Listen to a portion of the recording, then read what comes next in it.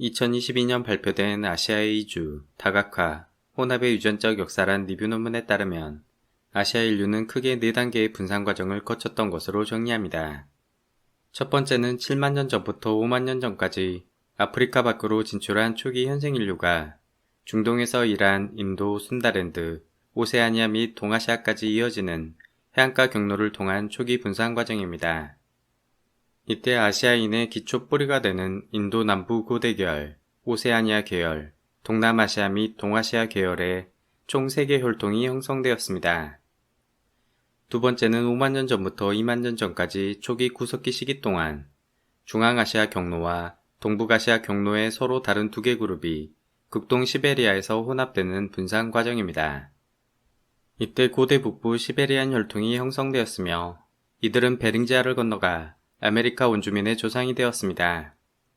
그리고 테니안, 야나, 아무르 33K, 말타, 살키트의 북반계 고인류 유골 5점은 유전자 검사 결과가 확보되어 당시의 분산 모습을 추측하는 데 큰 도움을 줍니다.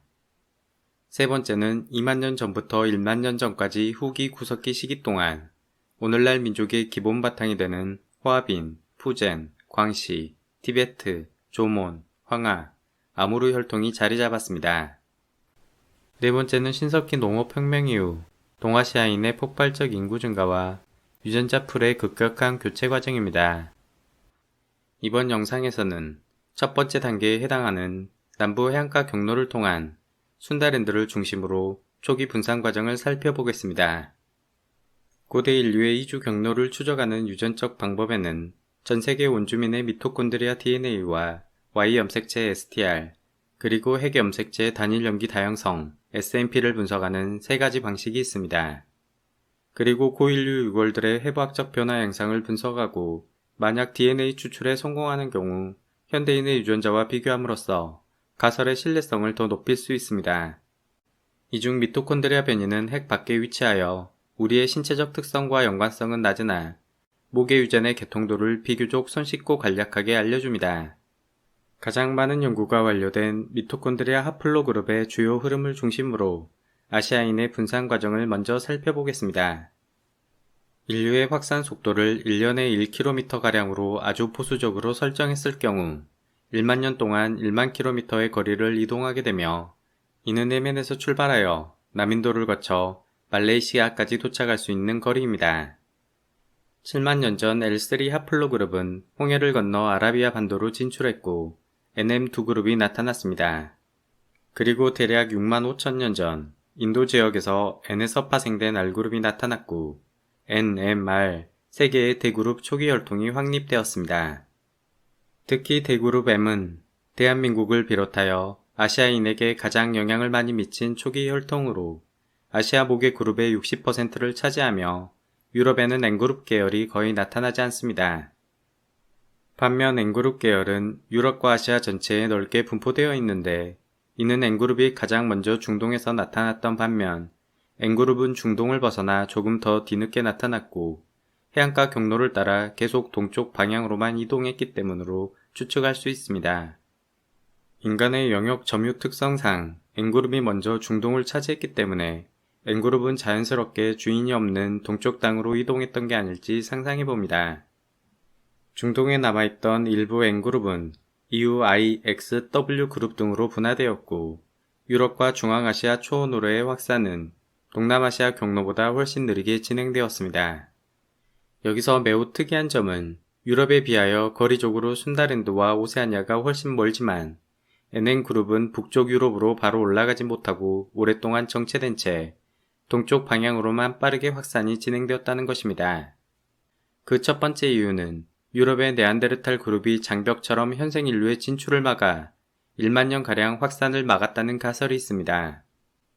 두 번째 이유는 과거 영상에서 다루었던 초기 현생 인류의 해안가 적응 이론에서처럼 L3 그룹은 내륙 생활보다 해안가 수렵 채집 생활에 특화되어 있었고 동쪽 해안가 방향으로의 이동이 훨씬 자연스러웠을 것입니다. 또한 추운 북부 내륙 지역으로 이동하기 위해선 육체적으로나 문화적으로나 적응하는 데 더 많은 시간이 필요했을 것이라 쉽게 짐작할 수 있습니다. 세 번째 이유로 7만 4천 년 전 수마트라 섬에 토바 화산 폭발 가설을 제시할 수 있습니다. 인류 역사상 가장 강력했던 토바 화산 대폭발은 북반구 평균 기온을 10도씨까지 낮추었고 수백 년 동안 화산 겨울을 발생시켰습니다. 아시아에 거주하던 데니소바인을 비롯한 기존 고인류 개체수가 엄청나게 감소하였고 현생 인류는 주인 잃은 땅을 거저먹으며 동쪽으로 손쉽게 이주했을 것입니다. L3 그룹 이전에도 중국 후난성 푸얀동굴에서는 대략 10만 년 전 현생 인류의 치아 47점이 발견되었고 중국 리우지앙 두개골은 최소 7만 년 전 현생 인류의 두개골로 알려져 있습니다. 다만 이들은 우리에게 유전자를 물려주지 못하고 사라졌으며 학자들은 이들을 실패한 분산으로 표현합니다. 어쩌면 실패한 분산의 이유 또한 토바 화산 대폭발 영향 때문일 가능성이 높아 보입니다. 미얀마, 태국, 캄보디아, 라오스, 베트남, 말레이시아, 싱가폴, 인도네시아의 아세안 국가로 구성된 순다랜드는 초창기 아시아 인류의 전초기지 역할을 했으며 현대에도 지정학상, 국제해양무역의 중심지입니다.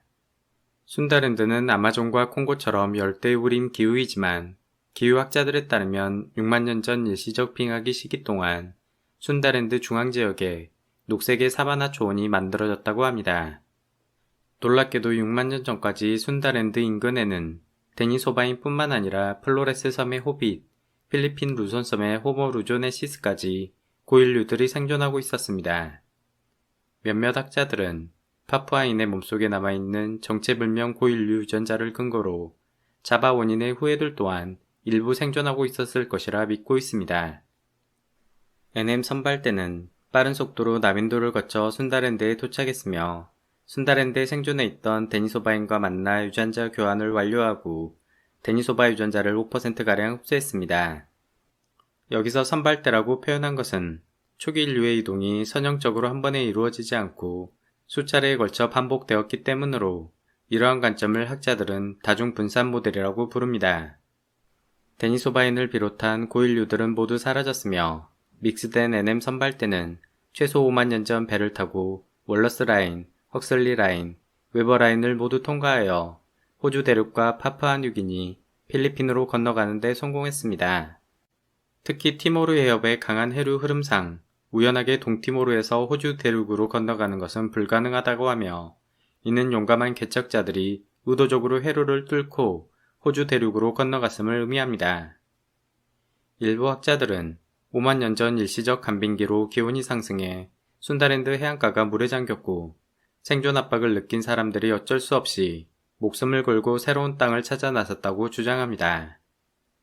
오세아니아로 건너간 이들은 오랫동안 고립된 채 혈통을 유지하였고 호주 원주민과 파푸아인, 필리핀 일부 원주민의 조상이 되었습니다. 참고로 필리핀의 아이타 막부쿠 원주민은 세계에서 가장 높은 5%의 데니소바 유전자를 보유하고 있습니다.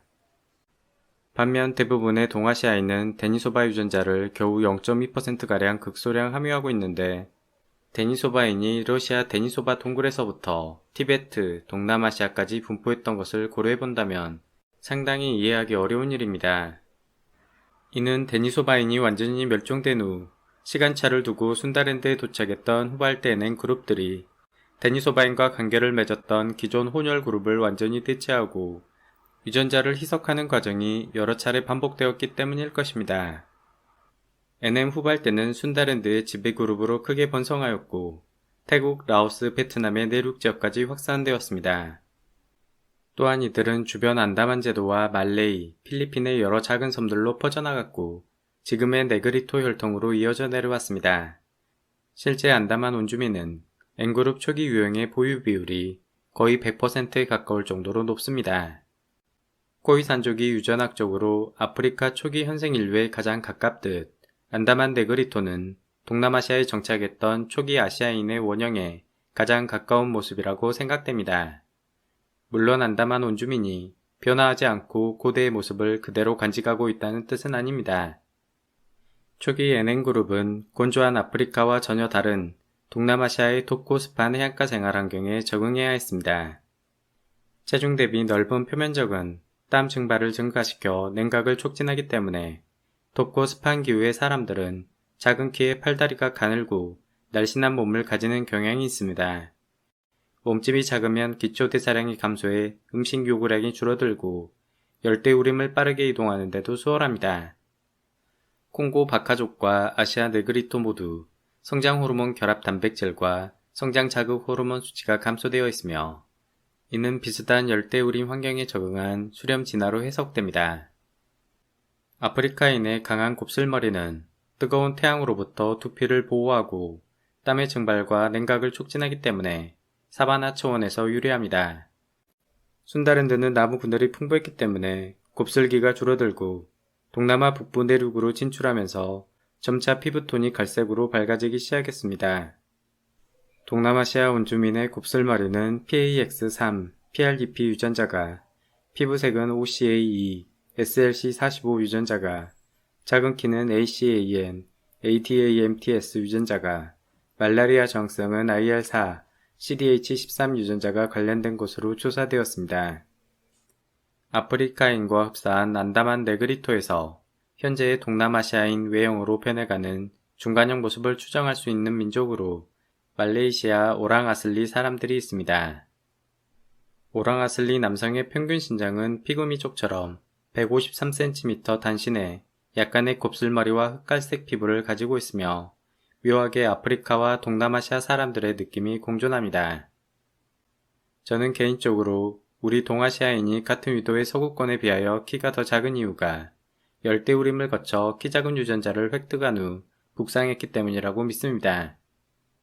영양 섭취가 충분한 현대에도 일본인이 한국인보다 키가 약간 더 작은 이유 또한 동남아시아 계통의 영향을 더 많이 받았기 때문일 것입니다. 잠수의 달인으로 유명한 인도네시아 사마 바자우 사람들은 얕은 바닷가에 나무 기둥을 박은 수상 가옥 혹은 보트 안에서 주로 생활합니다. 아마 원시 순다랜드 사람들 또한 습기와 열대 곤충으로부터 몸을 보호하기 위해 나무 기둥을 활용한 움막집이나 평상 혹은 높은 나무집 위에서 생활했을 가능성이 있습니다. 개인적으로 필리핀 네그리토 중 아이타 원주민의 남성 사진이 제가 상상하는 아시아 내륙에 정착했던 초창기 동남아시아 사람들의 이미지에 가장 가까운 모습입니다.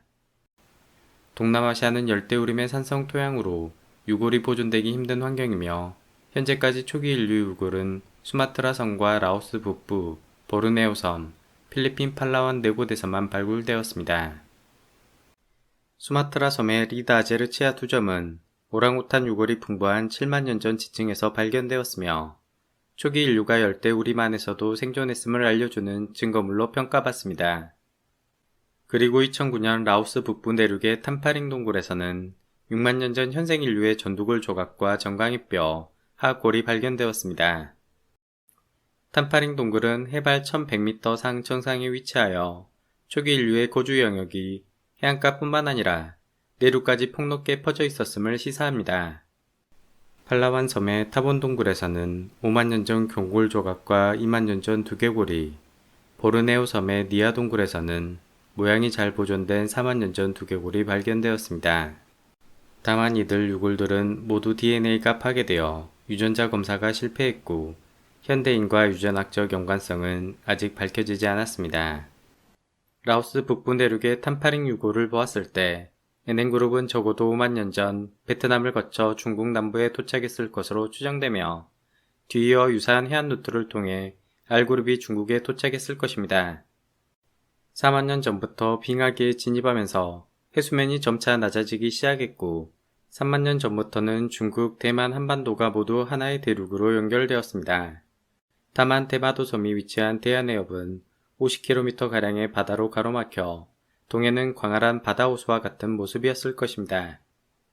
동남아시아와 동아시아 대륙에서 대그룹 NMR은 다양한 가지들로 분화되었는데 N그룹에서 C, D, E, G 하플로타입이, N그룹에서 AY 하플로타입이, R그룹에서는 BF 하플로타입이 발생했습니다.